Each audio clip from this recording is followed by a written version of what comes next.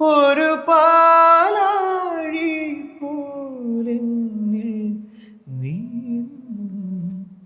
അമൃതമായി അഭയമായി ജനനി നീ എന്നില്ലേ.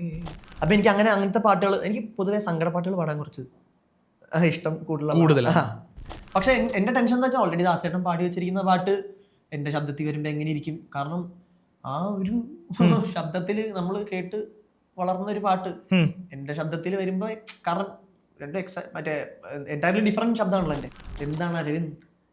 എന്താണ് അരവിന്ദ് മ്യൂസിക്കാലിറ്റി എന്നൊക്കെ ആൾക്കാർ അറിയണം എന്നൊരാഗ്രഹമുണ്ട്.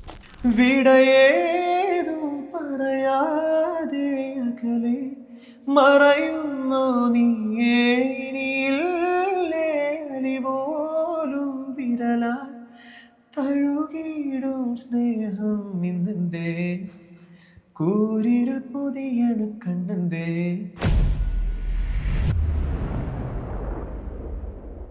മിസ് വിറ്റ്സിൽ ഇന്ന് നമ്മോടൊപ്പം അരവിന്ദ് ദിലീപ് നായർ. നമസ്കാരം. നമസ്കാരം. ഒരു പാട്ടുകാരനാവണമെന്ന് ആഗ്രഹിച്ചെടുത്തു നിന്നും ഇപ്പോൾ ഒരു ഫീച്ചറിങ് ആർട്ടിസ്റ്റൊക്കെയാണ്, അല്ലെങ്കിൽ ഒരു പ്ലേ ബാക്ക് സിംഗറായിട്ട് മാറി. ഇപ്പോൾ നമ്മൾ പോസ്റ്റേഴ്സൊക്കെ കാണുമ്പോഴേ സോഷ്യൽ മീഡിയയിലൊക്കെ പ്രോജക്ട് മലബാറിക്കസ് ഫീച്ചറിങ് അരവിന്ദ് ദിലീപ് നായർ എന്നൊക്കെ പറഞ്ഞ് എഴുതി കാണിക്കുന്ന, അങ്ങനെ ആഘോഷിക്കുന്ന ഒരു അവസ്ഥയിലേക്ക് എത്തി. അപ്പൊ എന്താണ് ഇപ്പൊ എനിക്കറിയില്ല, അല്ല, ആളുകൾ ഭയങ്കരമായിട്ട് ആഘോഷിക്കുന്നുണ്ട്. അപ്പൊ തന്നെ സ്റ്റോറി ഇടുന്നു, പിന്നെ ഫ്രണ്ട്സിന് അയച്ചു കൊടുക്കുന്നു. ഈ പ്രാവശ്യം സിത്താര ചേച്ചിയുടെ കൂടെ ഫീച്ചർ ചെയ്യുന്ന ആർട്ടിസ്റ്റ് ആരാ എന്നൊക്കെ പറയുന്നത്. അപ്പൊ ആ ഒരു ഷിഫ്റ്റ് കാണുമ്പോഴേ എന്താണ് മനസ്സിലേക്ക് പെട്ടെന്ന് വരുന്ന ഒന്ന് രണ്ട് കാര്യങ്ങൾ? പെട്ടെന്ന് മനസ്സിലേക്ക് വരുന്നത് നമ്മൾ പണ്ട് ആഗ്രഹിച്ചിട്ടുള്ള ഒരുപാട് സ്വപ്നങ്ങളുണ്ടല്ലോ. അതിൽ ഏറ്റവും മുൻപന്തിയിലുള്ള സ്വപ്നങ്ങളിൽ ഒന്നാണ് ഇപ്പോൾ മലബാർക്കസിൽ പെർഫോം ചെയ്യുക. ചേച്ചി മലബാർക്കസ് പോട്ടെ, സിത്താര ചേച്ചിയുടെ കൂടെ പെർഫോം ചെയ്യുക, അല്ലെങ്കിൽ ചേച്ചിനെ നേരിട്ട് അറിയാൻ പറ്റുക എന്നൊക്കെ പറയുന്നത് it's a big thing for me. കാരണം ഞാൻ ചേച്ചിയുടെ അടുത്ത് പറഞ്ഞിട്ടുണ്ട്, ഞങ്ങൾ UK പരിപാടിക്ക് പോയ സമയത്ത് എന്താണ്, ഞാനിങ്ങനെ എൻ്റെ ഒരു ഫ്രണ്ട് ഉണ്ടായിരുന്നു ഇവിടെ, ഹക്കീം, ആളിപ്പോൾ UK അപ്പോൾ അവനെ കണ്ടപ്പോഴാണ് ഞാൻ ഈ സാധനങ്ങൾ കണക്ട് ചെയ്ത് ഓർമ്മ വന്ന് ചേച്ചിയുടെ ഇത് പറയണേ. അപ്പോൾ ഞാനും ഹക്കീമും ഇവിടെ തേവരയിലാണ് പഠിക്കണം. അപ്പോൾ ഞങ്ങൾ വൈകിട്ട് കോളേജ് കഴിഞ്ഞിട്ട് ഞങ്ങൾക്കൊരു ആള് ഒരു വെറുതെ ഒരു കറക്കലുണ്ട്. അപ്പോൾ ആ കറങ്ങി അടിക്കുന്നതിൻ്റെ സമയത്ത് ചേച്ചിക്ക് ഇവിടെ കഫേ ഉണ്ടല്ലോ പനമ്പള്ളി ഇടം. അപ്പോൾ ഞങ്ങൾ അതിൻ്റെ മുമ്പിൽ കൂടെ പോകുമ്പോൾ ഒരു ദിവസം സിത്താര ചേച്ചീനെ കണ്ടു. ചേച്ചി അവിടെ ഉണ്ടായിരുന്നു. അപ്പോൾ ഞാൻ ബൈക്കിൽ മുമ്പ് ഇങ്ങനെ മിന്നായം പോലെ കണ്ടു, സ്പീഡിൽ പോയിക്കൊണ്ടിരിക്കുമ്പോൾ പെട്ടെന്ന് നോക്കുമ്പോൾ ആളവിടെ ഉണ്ട്. പെട്ടെന്ന് ഒരാളെ വണ്ടി എടുത്ത് സിത്താര ചേച്ചി എന്ന് പറഞ്ഞ് ഒരാളെ വണ്ടി എടുത്തു. അപ്പൊ ഈ സിത്താര ചേച്ചി എന്ന് പറയുന്ന എന്റെ വോളി ഇത്തിരി കൂടുതലാണ്. അപ്പൊ ചേച്ചി ഇങ്ങനെ നോക്കി, ഇത് ആരുടെ നല്ല രീതിയിലുള്ള നോട്ടം നോക്കി. പക്ഷെ അന്ന് സംസാരിക്കാനൊന്നും പറ്റിയില്ല, ഞങ്ങൾ വണ്ടി എടുത്ത് പോയി. പക്ഷെ അന്ന് കാണാൻ പറ്റാത്ത ഒരാളെ എൻ്റെ കൂടെ ഇന്ന് എനിക്ക് പെർഫോം ചെയ്യാൻ പറ്റുന്നു എന്ന് പറയുന്നത് വലിയൊരു കാര്യമായിട്ടാണ് എനിക്ക് മനസ്സിൽ കിടന്ന ആഗ്രഹം അല്ലേ? ഈ അരവിന്ദ് കുഞ്ഞിനെ മുതൽ പാടുമായിരുന്നു ഞാൻ പറയുന്നത് കേട്ടിട്ടുണ്ട്. അതായത് ഏകദേശം 4ാം ക്ലാസ് മുതൽ കോമ്പറ്റീഷൻസിന് പോയി തുടങ്ങി എന്ന് ഞാൻ കേട്ടിട്ടുണ്ട്. പക്ഷെ മനസ്സിൽ കിടക്കുന്ന ആദ്യത്തെ പാട്ടോർമ്മകൾ എന്തൊക്കെയായിരിക്കും? ഇപ്പൊ വീട്ടിൽ നിന്ന് പാടുന്നതായിരിക്കാം, സ്റ്റേജിലായിരിക്കാം. കൊച്ചിലെ എനിക്ക് ആ മൊമെന്റ് ഒന്നും എനിക്ക് ഓർമ്മയില്ല. പക്ഷെ അച്ഛൻ്റെ ഫാമിലി ഞങ്ങൾ ഇടയ്ക്ക് ഒരു ഗെറ്റ് ടുഗദർ, അച്ഛൻ്റെ കുടുംബത്തിൽ മിക്കരും എല്ലാവരും പാടും ലിറ്ററലി. അപ്പം ഞങ്ങളൊരു ഗെറ്റ് ടുഗദർ ഉണ്ടാവും. അപ്പം അന്ന് അവരുടെ ഇടയിൽ പാടുന്നതാണ് ആദ്യത്തെ പാട്ട് പാടുന്ന സ്റ്റാർട്ടിങ് സ്റ്റേജ് എന്ന് പറയുന്നത്. അവരുടെ മുമ്പിൽ പാടുക, അച്ഛൻ്റെ കസിൻസിന്റെയും അച്ഛൻ്റെ അനിയന്മാരുടെയും ചേട്ടന്മാരെയും. അതെ, ഏത് പാട്ടാണ് പാടിയെന്നല്ല ഓർമ്മയുണ്ട്.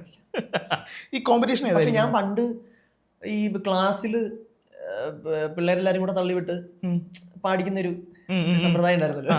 ഈ അവസാനത്തെ 5 മിനിറ്റ് പാട്ടോട്. അപ്പൊ ആ സമയത്ത് ഞാൻ പാടിക്കൊണ്ടിരുന്ന പാട്ട്, ഇതൊരു 3ാം ക്ലാസ്സൊക്കെ സമയത്ത് പാടിക്കൊണ്ടിരുന്ന പാട്ട് പിച്ച വെച്ച നാൾ മുതൽ ദീപക് ദേവ് സാറിന്റെ ശങ്കർജിയാണ് പാടിയേക്കുന്നത്. അപ്പൊ എനിക്ക് ശങ്കർ മഹാദേവൻ അന്നോട്ടെ ഭയങ്കര ക്രേസ് ആണ് എന്ന് പറഞ്ഞാൽ ഭയങ്കര ഇഷ്ടമുള്ള ശബ്ദമാണ്. അപ്പൊ അതുകൊണ്ട് ഈ പാട്ടാണ് ഞാൻ ഇടയ്ക്കിടയ്ക്ക് എപ്പോൾ പാടാൻ വിളിച്ചാലും പാടിക്കൊണ്ട്. പിന്നെ പിള്ളേർക്ക് തന്നെ പിന്നെ വിളിക്കുന്നു. അതൊരു മാസ്റ്റർ പീസ് ആയിരുന്നു. 4ാം ക്ലാസ്സിൽ കോമ്പറ്റീഷൻ പോയെന്ന് പറഞ്ഞില്ലേ, അത് ലൈറ്റ് മ്യൂസിക് കോമ്പറ്റീഷൻ അല്ലേ ആദ്യം പോയത്?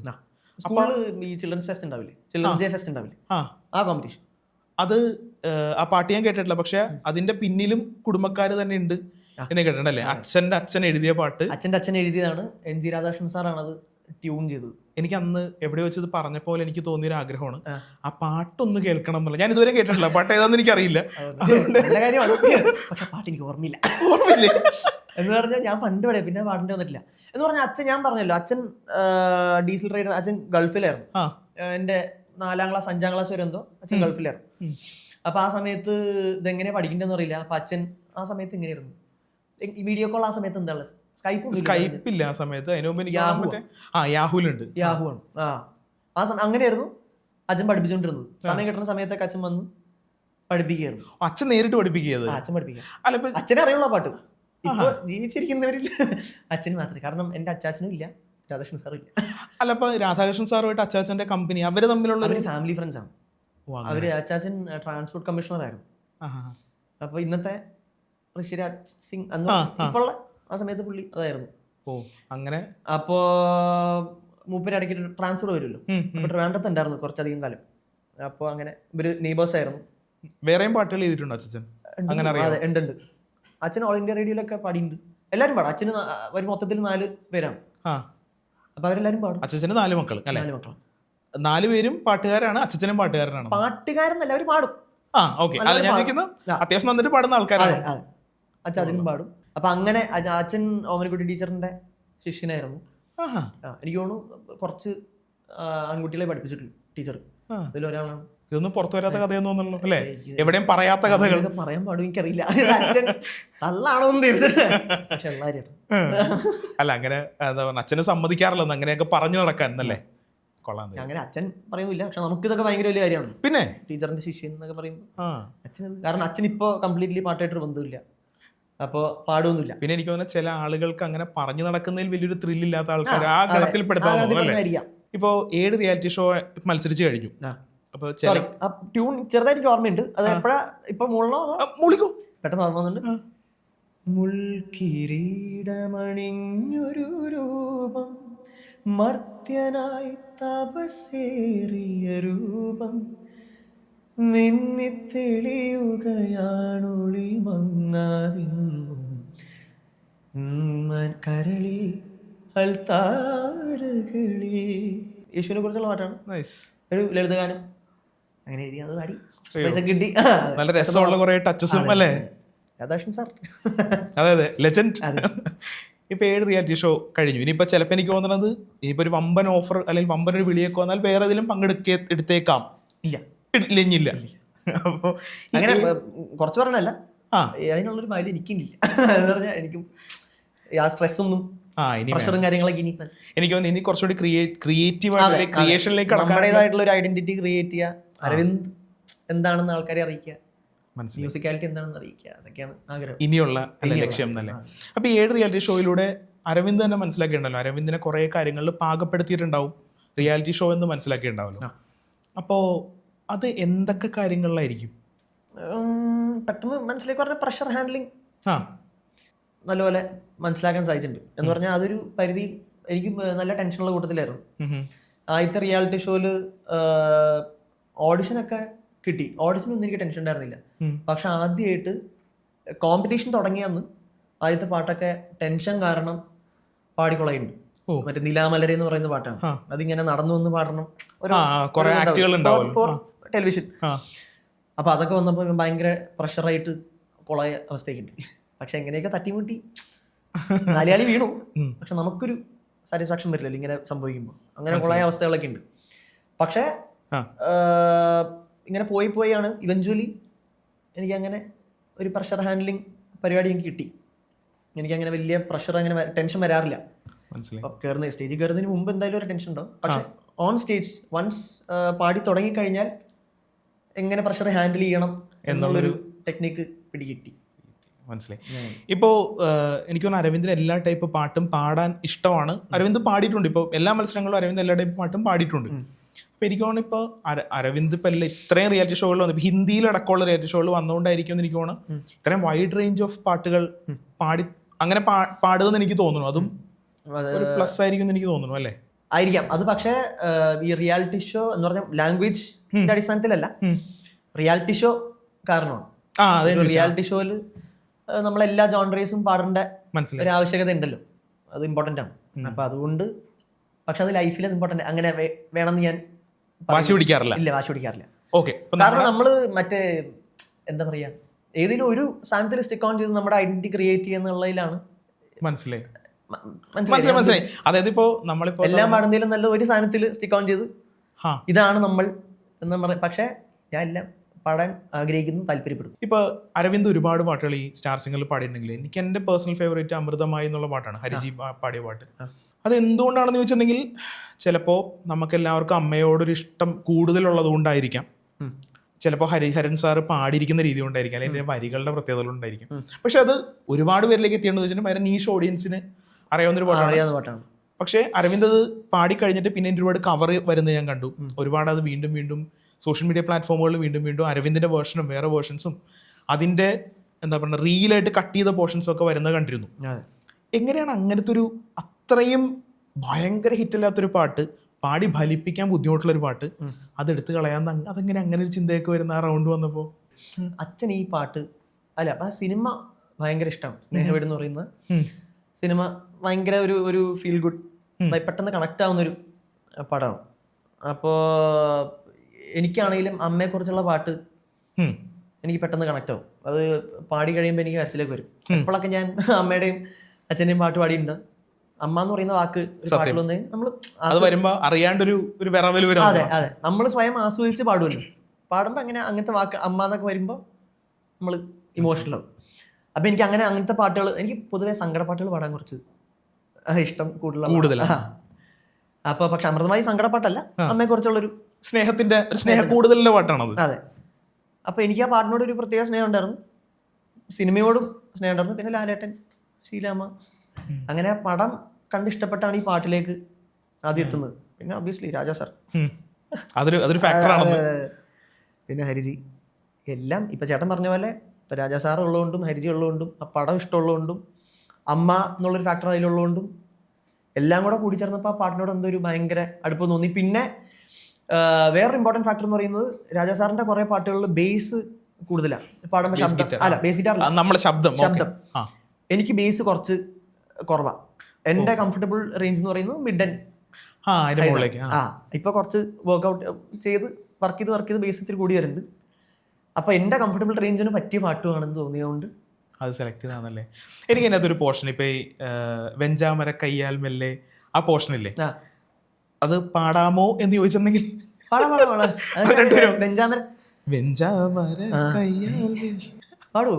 അങ്ങനെയല്ല, നമ്മൾ ഈ ബാത്റൂം സിംഗർ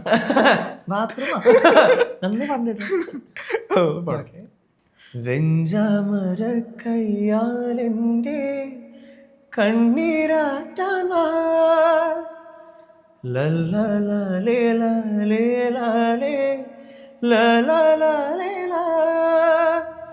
പ്രഭാതങ്ങൾ പോലെ നിറഞ്ഞിടും നീ മനതാരിൽ ലലലായി വിരിയേണം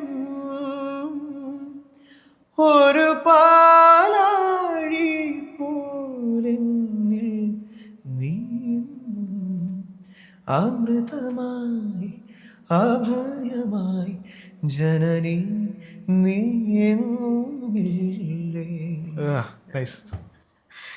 ഇപ്പോഴേ അച്ഛനാണ് വീട്ടിലെ പാട്ടുകാരൻ എന്ന് പറഞ്ഞു, അനിയത്തി പാടും, അതെനിക്കറിയാം. എങ്ങനെയാണ് ഈ പാട്ടുകളുടെ സെലക്ഷൻ അറിയുന്നത്? ഇപ്പോൾ നമ്മൾ ഈ പറഞ്ഞ പോലെ 7 റിയാലിറ്റി ഷോസ് മാത്രമല്ല, അരവിന്ദ് ഒരുപാട് സ്റ്റേജ് ഷോസ് ചെയ്യുന്നുണ്ട്. അപ്പോൾ കോൺസേർട്ടുകളൊക്കെ ചെയ്യുന്നതിൻ്റെ ആ ഒരു സെലക്ഷൻ ആണെങ്കിൽ പോലും എങ്ങനെയാണ് പാട്ട് സെലക്ഷനൊക്കെ എങ്ങനെയാണ് നടക്കുന്നത്? വീട്ടിൽ വൻ ചർച്ചയൊക്കെ നടക്കോ? അച്ഛനായിട്ടൊരു എന്ന് പറഞ്ഞാൽ വൻ ചർച്ചയൊന്നുമില്ല. ഞാനും അച്ഛനുമായിട്ടാണ് ബേസിക്കലി പാട്ടിന്റെ സെലക്ഷനും കാര്യങ്ങളൊക്കെ. അമ്മയൊക്കെ ബാക്കി കോസ്റ്റ്യൂം എന്ത് വേണം അങ്ങനത്തെ കാര്യങ്ങൾ. അപ്പോൾ അച്ഛനായിട്ടാണ് മെയിൻ. ഇപ്പൊ കോമ്പറ്റീഷന് വേണ്ട കുറച്ച് സാധനങ്ങളുണ്ടല്ലോ, മനസ്സിലായി. ഇപ്പോ സംഗതി നമ്മൾ കുറച്ച് കാണിക്കാൻ പറ്റുന്ന, മനസ്സിലായി. ബട്ട് അങ്ങനെ അച്ഛനായിട്ട് സംസാരിക്കാൻ പറ്റുള്ളൂ. അപ്പൊ അച്ഛനായിട്ടാണ് അങ്ങനത്തെ കാര്യങ്ങളൊക്കെ ഡിസ്കസ് ചെയ്യുന്നതും. ഒന്നുമില്ല, ജസ്റ്റ് പാട്ട് ഇന്ന റൗണ്ടാണെന്ന് അറിയുമ്പോൾ ഏത് പാട്ട് എടുക്കും, ഇന്ന സംഗതികളും കാര്യങ്ങളൊക്കെ ഉള്ള പാട്ട്. പക്ഷെ ഇപ്പൊ അങ്ങനെയൊന്നും ഇല്ല കേട്ടോ. ഇപ്പൊ സംഗതിയൊന്നും അല്ല. ഇപ്പൊ ഒരു പാട്ട് എളുപ്പമുള്ള പാട്ടാണെങ്കിലും, ഇപ്പോൾ കണ്ണാന്തുമ്പി പോരാമ പോലത്തെ പാട്ടാണെങ്കിലും അതെങ്ങനെ പ്രസന്റ് ചെയ്യുന്നു എന്നുള്ളതിലാണ് ഭംഗിയായിട്ട് അതിലാണ് കാര്യം. പക്ഷെ ഞാൻ സീസൺ 9 സീസൺ 9-ലായാലും എൻ്റെ മുമ്പത്തെ റിയാലിറ്റി ഷോസിലൊക്കെ ആണെങ്കിലും നമ്മൾ ഈ കുറേ ഫാക്ടേഴ്സിന്റെ ബേസിസിലാണ് പാട്ട് സെലക്ട് ചെയ്യുന്നത്. ഇപ്പൊ ഈ അച്ഛന്റെ സെലക്ഷൻ പിന്നെ ഈ എൻ്റെ റേഞ്ചും കാര്യങ്ങളൊക്കെ അത് നോക്കണം. അങ്ങനെയൊക്കെ നോക്കുമ്പോഴേ അച്ഛന്റെ സെലക്ഷൻ കലക്കി അച്ഛാ എന്ന് പറയാൻ തോന്നുന്ന ഒരു പാട്ട് ഏതായിരിക്കും? കരിയർ അല്ലെങ്കിൽ ഇപ്പോൾ എന്താ പറഞ്ഞ ഈ പാട്ട് പാടുന്നത് തുടങ്ങിയത് മുതൽ നമുക്ക് ഈ സീസൺ 9-ലെ വിന്നർ ആയതുവരെ എടുത്തിട്ടുണ്ടെങ്കിൽ അച്ഛൻ പൊളിച്ചച്ച എന്ന് പറയാൻ തോന്നുന്ന ഒരു അച്ഛന്റെ പാട്ട് സെലക്ഷൻ ഏതായിരിക്കും? അമൃതമായി അച്ഛൻ്റെ സെലക്ഷനാണ്. അത് ഞാൻ ആദ്യം വിചാരിച്ചാണ് ആ പാട്ട് വേണ്ട, കാരണം പാട്ട് ആർക്കും അറിയില്ല, അധികം പോപ്പുലർ അല്ലാത്തതുകൊണ്ട്. കാരണം ബാക്കി എല്ലാവരും പാടുന്നത് രാജാ സാറിന്റെ, ശ്രീരാഗ് എന്ന് പറഞ്ഞാൽ രാജാ സാറിന്റെ ഡൈഹാർഡ് ഫാനാണ്. അവന് രാജാ സാറിന്റെ അറിയാത്തൊരു പാട്ട് പോലും ഇല്ല. അപ്പൊ അവനൊക്കെ ഏറ്റവും കിടലം പാട്ടുകളൊക്കെ അവൻ അന്ന് പാടിയത് ആ പാട്ടാണ്. അപ്പൊ അങ്ങനെ കുറെ ആൾക്കാർക്ക് അറിയാവുന്ന കുറെ പാട്ട് കൊണ്ടുവരുമ്പോൾ ഞാൻ അമൃതമായി അഭയമായി. പക്ഷെ അച്ഛനാണ് എൻ്റെ അടുത്ത് പറഞ്ഞ നിന്റെ വോയിസിനും ചേരുന്ന പാട്ടാണ്, അതുപോലെ തന്നെ നല്ല ഫീല് വെച്ച് ആൾക്കാരിലേക്ക് കമ്മ്യൂണിക്കേറ്റ് ചെയ്യാൻ പറ്റുന്ന ഒരു പാട്ടാണെന്ന് പറഞ്ഞ അച്ഛനാണ് ആ പാട്ട് പാടാൻ പറഞ്ഞത്. അച്ഛൻ പറഞ്ഞുകൊണ്ട് എനിക്ക് ആദ്യത്തെ ഗോൾഡൻ സ്റ്റാർ കിട്ടിയ ആ പാട്ടിലാണ്. അത് കലക്കിയെന്നല്ലേ? ഇങ്ങനെ പറഞ്ഞൊന്നുമില്ല, അച്ഛൻ കളിക്കച്ചാന്ന് പറഞ്ഞില്ല. പക്ഷെ അന്ന് ഭയങ്കര കരച്ചിലൊക്കെ ആയിരുന്നു ഞാൻ. ഈ അമ്മ എന്ന് പറയുന്ന ഫാക്ടർ ഉള്ളതുകൊണ്ട് പാടി കഴിഞ്ഞിട്ട്. പക്ഷെ അന്ന് എന്റെ തൊണ്ടയൊക്കെ അടഞ്ഞിരിക്കുകയായിരുന്നു. എന്ന് പറഞ്ഞാൽ ഫസ്റ്റ് എപ്പിസോഡാണത്, ഏറ്റവും ആദ്യത്തെ എപ്പിസോഡാണ്. തലേന്ന് ഒരു പാട്ട്, പിറ്റേന്നാണ് അമൃതമായ പാട്ട്. തലേന്ന് എന്റെ പാട്ട് പഠിക്കേണ്ടി ഞാൻ അന്ന് രാത്രി കുറെ ഒച്ചയൊക്കെ വെച്ച് എന്റെ തൊണ്ട അടഞ്ഞു. രാവിലെ ഇപ്പൊ ശബ്ദമില്ല, എന്താ അറിയില്ല, അങ്ങനെ സാധാരണ വരാറുള്ളതല്ല. പക്ഷെ അപ്പോൾ ഞാൻ ഭയങ്കര ടെൻഷനിലിരിക്കുകയായിരുന്നു. പക്ഷെ നമ്മൾ തൊണ്ട അടഞ്ഞിരിക്കുമ്പോൾ എന്താ പറയുക, നമ്മൾ കുറച്ചുകൂടെ കോൺഫിഡൻ്റ് ആവും എന്ന് എനിക്ക് തോന്നുന്നു. എന്ന് പറഞ്ഞാൽ നമ്മൾ ഓൾറെഡി നമുക്കൊരു അസുഖം ഉണ്ടെന്നുള്ളൊരു സിമ്പതി എല്ലാവരുടെ ഉള്ളിലാണ്. അപ്പൊ എല്ലാവരും നമ്മളങ്ങനെ ജഡ്ജ് ചെയ്യാൻ വരില്ല. അപ്പൊ ആ ഒരു സാധനം എനിക്ക് അങ്ങനെയുണ്ട്. പേഴ്സണലി കുറച്ചും കൂടെ എക്സ്ട്രാ കോൺഫിഡൻ്റ് ആവും ഞാൻ. അപ്പോൾ ആ ഒരു കോൺഫിഡൻസിൽ പാടിക്കുമ്പോൾ എല്ലാവരും എനിക്ക് തോന്നുന്നു മിഥുൻ ചേട്ടനൊക്കെ നല്ലപോലെ സ്റ്റാൻഡിങ് ഓവേഷനൊക്കെ കിട്ടാൻ കുറച്ച് പാടാണ്. മിഥുൻ ചേട്ടൻ, നമ്മുടെ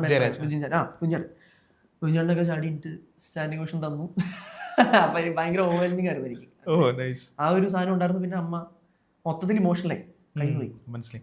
അല്ല, ഞാൻ ഈ ബേസ് എന്ന് പറഞ്ഞപ്പോൾ ഞാൻ വിചാരിച്ചേ, നേരത്തെ പറഞ്ഞല്ലോ ബേസ് ടോൺ കുറച്ച് കുറവാണെന്ന് പറഞ്ഞല്ലോ, അത് കിട്ടുന്നതിന്റെ ആഹ്ലാദമായിരിക്കും. പാടി തീർക്കാൻ പറ്റിയല്ലോ, അത് എല്ലാവരും ചാടിയിട്ടപ്പോ ഞാൻ ഇത് എനിക്ക് പട്ടേന്നാണ്, നാട്ടുകാർക്ക് മൊത്തം പട്ടേന്നുള്ളൊരു അവസ്ഥയിൽ. അപ്പൊ പാടിക്കഴിഞ്ഞ് അച്ഛനോടെയും പറഞ്ഞു നമ്മളിപ്പോ എന്താ പറയണേ, ഇത്രയും സന്തോഷങ്ങൾ സംഭവിച്ച കഥയൊക്കെ പറഞ്ഞ് മറ്റൊരു സന്തോഷം സംഭവിച്ചെന്ന് വെച്ചിട്ടുണ്ടെങ്കിൽ ശാന്തമീ രാത്രിയിൽ പാടാൻ വേണ്ടി വിളിക്കുന്ന സമയത്താണ്. അപ്പോൾ അത് എനിക്ക് തോന്നുന്നു ഏത് സിനിമയിലേക്കാണെന്ന് അറിയില്ലായിരുന്നു ഇനിയും പറഞ്ഞിട്ടുണ്ടെന്ന് തോന്നുന്നു. ലാലേട്ടൻ സിനിമയാണെന്ന് അറിയായിരുന്നു അല്ലേ? അന്ന് പാടാൻ വിളിക്കുമ്പോൾ എനിക്കൊന്നും അറിയില്ല. ഓക്കെ, അവിടെ ചെന്ന് പാടി കഴിഞ്ഞതിന് ശേഷമാണ് അറിയണേ ഇതാണ് സംഭവം L360 എന്നൊക്കെ അറിയുന്നത്. പ്രത്യേകിച്ച് ഇത് ജെയ്ക് സേട്ടൻ ചെയ്യാൻ പോകുന്ന അല്ലെങ്കിൽ റീക്രിയേറ്റ് ചെയ്യുന്ന ഒരു വേർഷനാണ്. എന്നെ വിൻസെന്റ് സാർ വിളിക്കുന്നത്, KD വിൻസെന്റ് സാർ. അപ്പോൾ ഇത് ഭയങ്കരമായിട്ട് ആഘോഷിക്കപ്പെടും. ഇതിപ്പോൾ ലാലേട്ടന്റെ സിനിമയിലാണോ എന്ന് അറിയില്ലെങ്കിൽ പോലും ജെയ്ക് സേട്ടൻ മ്യൂസിക് ചെയ്യുന്ന ഒരു പടമായതുകൊണ്ടും ഈ പ്രോജക്റ്റ് വലിയ വലിയ ആളുകൾ അസോസിയേറ്റ് ചെയ്യുന്ന, അതായത് മ്യൂസിക് സൈഡിൽ വലിയ വലിയ ആളുകൾ അസോസിയേറ്റ് ചെയ്യുന്നതുകൊണ്ടും പിന്നെ ദാസേട്ടൻ പാടി വെച്ചിരിക്കുന്ന പാട്ടായതുകൊണ്ട് ഭാഗ്യമായതുകൊണ്ട് അതെ അതുകൊണ്ട് അത് പാടുമ്പോൾ നമുക്കറിയായിരുന്നോ, ഐ മീൻ ഒരു ചിന്ത ഉണ്ടായിരുന്നു ഇതൊരു ആഘോഷിക്കപ്പെടുമായിരിക്കും? പിന്നെ ഉറപ്പായിട്ടും. പക്ഷെ എന്റെ ടെൻഷൻ എന്താ വെച്ചാൽ ഓൾറെഡി ദാസേട്ടൻ പാടി വെച്ചിരിക്കുന്ന പാട്ട് എന്റെ ശബ്ദത്തിൽ വരുമ്പോൾ എങ്ങനെ ഇരിക്കും? കാരണം ആ ഒരു ശബ്ദത്തിൽ നമ്മൾ കേട്ട് വളർന്ന ഒരു പാട്ട് എന്റെ ശബ്ദത്തിൽ വരുമ്പോ, കാരണം രണ്ടും മറ്റേ എൻറ്റയർലി ഡിഫറെന്റ് ശബ്ദമാണല്ലോ എന്റെ. മനസ്സിലായി. അപ്പൊ എങ്ങനെ ഇത് പുറത്തേക്ക് വരുമ്പോൾ ആൾക്കാർ എങ്ങനെ അക്സെപ്റ്റ് ചെയ്യുന്നൊക്കെ ഉള്ളൊരു പേടി ഉണ്ടായിരുന്നു സത്യം പറഞ്ഞ. പക്ഷെ സന്തോഷം തന്നെയായിരുന്നു. തിയേറ്ററിൽ കണ്ടപ്പോ തോന്നി? തിയേറ്ററിൽ കണ്ടപ്പോ അടിപൊളിയായിരുന്നു. എന്റെ ശബ്ദം തന്നെയാണോ ഇതെന്നൊക്കെ ഉള്ളൊരു രസമായിരുന്നു. ഈ പറഞ്ഞ പോലെ ലൈൻ ബൈ ലൈൻ ദാസേട്ടൻ എങ്ങനെ പാടി വെച്ചോ അതുപോലെ തന്നെ പാടിക്കൊള്ളാനാണ്. ജെയ്ക് ചേട്ടൻ ആ സമയത്ത് ഉണ്ടായിരുന്നു. ജെയ്ക് ചേട്ടൻ വേറെ ഏതോ പാട്ടിന്റെ തിരക്കിലെന്തോ ആയിരുന്നു ജെയ്ക് ചേട്ടൻ ആ സമയത്ത്. അപ്പൊ ഞാൻ റെക്കോർഡ് ചെയ്യുന്ന ജെയ്ക് ചേട്ടന്റെ എഞ്ചിനീയർ ഉണ്ട്, മിഥുൻ ആനന്ദ് ചേട്ടനുണ്ട്, ഞങ്ങൾ രണ്ടുപേരാണ് സ്റ്റുഡിയോയിലുള്ളൂ. അപ്പൊ ഞാൻ ബൂത്തിലും പുള്ളി കൺസോളിലും. മിഥുൻ ചേട്ടൻ ലൈൻ ബൈ ലൈൻ ദാസേട്ടൻ എങ്ങനെയാണ് ശാന്തമീ രാത്രിയിൽ ശാന്തമീര വാദ്യഘോഷ, കുറെ ചെറിയ ചെറിയ സംഗതികളുണ്ട് അതിൻ്റെ അകത്ത്, കുണുക്ക് സംഗതികൾ. നമ്മൾ കേൾക്കുമ്പോൾ ഭയങ്കര എളുപ്പമുള്ള പാട്ടായിട്ട് തോന്നും, പക്ഷെ പാടി ഫലിപ്പിക്കാൻ ഭയങ്കര ബുദ്ധിമുട്ടുള്ള പാട്ടാണ് ശാന്തമീ രാത്രിയിൽ എന്ന് പറഞ്ഞാൽ. അപ്പോൾ അതുകൊണ്ട് ഓരോ line by line word by വേർഡൊക്കെ എടുത്ത സിറ്റുവേഷൻസ് ഉണ്ട്. അപ്പം അങ്ങനെ പക്ക കൊടുക്കണം എന്ന് ആഗ്രഹിച്ച് തന്നെ പാടിയ പാട്ടാണ്. മനസ്സിലായി. ഇതിൻ്റെ അകത്ത് വേറെ കാര്യം, ഇപ്പോൾ ഞാൻ പാട്ട് ശ്രദ്ധിക്കുന്ന ഒരാളായതുകൊണ്ട് എനിക്ക് പെട്ടെന്ന് പാടുന്ന തോന്നി ഒരാളായതുകൊണ്ടും അത് വിട്ടേക്ക്. അപ്പൊ നമ്മളെ ഇപ്പോ KD വിൻസെന്റ് എന്ന് പറഞ്ഞൊരു ആള്, നമ്മള് മ്യൂസിക് ഇൻഡസ്ട്രിയിൽ ഭയങ്കരമായിട്ട് ഇത്രയും വർഷമായിട്ട് വർക്ക് ചെയ്യുന്ന ഒരാളാണ്. KD വിൻസെന്റ് സാറിന് എല്ലാവർക്കും വലിയ ബഹുമാനമാണ്. അപ്പൊ സാറാണ് വിളിച്ചതെന്ന് ഞാൻ കേട്ടിട്ടുണ്ട്, വാ ഇങ്ങനെ ഒരു പാട്ടെന്നുണ്ട്. ഹലോ, ഞാൻ KD വിൻസെന്റ് ആണ് എന്ന് പറഞ്ഞ് അല്ല, എനിക്ക് സാറിന് ഓൾറെഡി അറിയാമോ? പരിചയമുണ്ട്. ഓക്കെ. അപ്പൊ സാറിന്റെ അടഞ്ഞ ശബ്ദത്തിലാണ് ഇങ്ങനെ വിളി വരുന്നത്. അപ്പൊ അപ്പോഴാണ് സാർ ഇങ്ങനെ വിളിച്ചിട്ട് ഇങ്ങനെ ജെയ്ക്സിന്റെ ഒരു പാട്ടുണ്ട്, വേഗം പാടുന്നു പറഞ്ഞു. ചാടി പഠിച്ചു. ഞാൻ എന്തോ ഉറങ്ങായിരുന്നു, മടി പിടിച്ച് കിടക്കായിരുന്നു. ഇങ്ങനെ പാട്ടെന്ന് പറയുമ്പോൾ ചാടി ഇട്ട് നേരെ സ്റ്റുഡിയോയിലേക്ക് പോയി. മനസ്സിലായി. ആ കോള് വന്നപ്പോ എന്തായിരുന്നു റിയാക്ഷൻ എന്ന് അറിയാൻ വേണ്ടി ചോദിച്ചതാ. പാട്ടൊന്നും പറഞ്ഞിട്ടില്ല എൻ്റെ അടുത്ത്. ഇല്ല, ഇത് പറഞ്ഞ് നേരെ പോവാണ്. ജെയ്ക്സ് എന്നുള്ള പേര് കേട്ടു, പിന്നെ മറ്റേ സ്റ്റുഡിയോയിൽ എത്തിയത് നേരെ വിട്ടു. അവിടെ ചെന്നിട്ടാണ് അറിയണ പാട്ട് ഇതാണെന്നും മനസ്സിലായി. അങ്ങനെ കുറെ ഇപ്പൊ ഈ കാട്ടുചെമ്പകം പൂത്തോട്ടെ അതിന്റെ അത് ട്രാക്ക് ഞാനാ പാടിയിരുന്നത്. ഓക്കെ. അപ്പൊ അതൊക്കെ അവിടെ ചെല്ലുമ്പോഴാണ് ആദ്യമായിട്ട് ഈ പാട്ട്. മുമ്പ് അയച്ചൊന്നും കിട്ടിയിട്ടില്ല. അവിടെ ചെല്ലുമ്പോഴാണ് ഇതാണ് പാട്ട്, അതിന്റെ ഭംഗിയൊക്കെ അപ്പോഴാണ് പഠിക്കുന്നു. നമ്മള് മറ്റേ ഡയലോഗ് പറഞ്ഞ വിശാൽ മിശ്ര ആരുടെ ഒക്കെ എട്ടാ പാടിയതല്ലേ ഇവിടെ ഇരിക്കുന്ന നമ്മളെ. ഇതിപ്പോ നമ്മളിപ്പോ ഒരു ഹിറ്റിന്റെ കാര്യം പറഞ്ഞു. നേരെ തൊട്ടടുത്ത് വന്ന ഹിറ്റ് രാഹേൽ മകൻ കോരയിലെ പാട്ടാണ്. അല്ലെ, അതിന് മുന്നേ രാഹേൽ മകൻ കോരയിന് മുന്നേ വരുന്നു. അപ്പൊ അത് കൈലാസേട്ടൻ മ്യൂസിക് ചെയ്ത പാട്ട്. അതിൻ്റെ അകത്താണെങ്കിൽ ഈ പറഞ്ഞ പോലെ മെലഡി അതിലേക്ക് എത്തിയതും ആക്ച്വലി ഒരു കഥയാണ്. അത് ആക്ച്വലി പറയേണ്ടതാണ്. ആ പേര് കൈലാസേട്ടനൊക്കെ ഞാൻ ആദ്യം മീറ്റ് ചെയ്യണം. കാരണം നമ്മൾ ഈ ബിഫോർ സ്റ്റാർ സിംഗർ നമ്മൾ എല്ലാ ഡയറക്ടേഴ്സിനും മെസ്സേജ് അയക്കും, ഐ മീൻ കമ്പോസേഴ്സിന് മെസ്സേജ് അയക്കും. അവരുടെ തിരക്കാരനെ അവർക്ക് കാണാൻ പറ്റില്ല. ഞാൻ ചില സമയത്തൊക്കെ വെറുപ്പിച്ചിട്ടുണ്ട്. അപ്പൊ കൈലാസേട്ടനൊക്കെ നല്ലപോലെ വെറുപ്പിച്ചിട്ടുണ്ട്. അപ്പൊ കൈലാസേട്ടൻ അവസാനം ബ്ലോക്ക് ചെയ്തിട്ടുണ്ടോ ഡൗട്ട് ഉണ്ട്, അറിയില്ല. അപ്പൊ കൈലാസേട്ടനൊക്കെ മീറ്റ് ചെയ്യണമെന്ന് ഭയങ്കര ആഗ്രഹമായിരുന്നു, ജീവാംശമായൊക്കെ കേട്ടിട്ട്. അപ്പോൾ നമ്മൾ സ്റ്റുഡിയോയിൽ ഓരോ ചേട്ടന്മാരത്ത് ഇങ്ങനെ പറഞ്ഞു വെക്കും. ഇവിടെ K7 സ്റ്റുഡിയോ അറിയായിരിക്കും. K7 സ്റ്റുഡിയോന്റെ മാനേജർ ഉണ്ട്, മോഹൻദാസ്. അപ്പൊ മോഹൻ ചേട്ടനോട് ഞാനിങ്ങനെ പറഞ്ഞു, ആരെങ്കിലൊക്കെ വരികയാണെങ്കിൽ ഇങ്ങനെ അറിയിക്കണം. അപ്പൊ എന്തോ ഭാഗ്യത്തിന് ഞാൻ എന്തോ റെക്കോർഡിങ്ങിന് അവിടെ പോയിട്ട് എൻ്റെ റെക്കോർഡിങ് ഞാൻ തിരിച്ചു വന്നു. തിരിച്ച് വീടെത്താറായപ്പോഴത്തേക്കും അടുത്തത് കൈലാസേൻ്റെ റെക്കോർഡിംഗ് ആണ്. ഓക്കെ.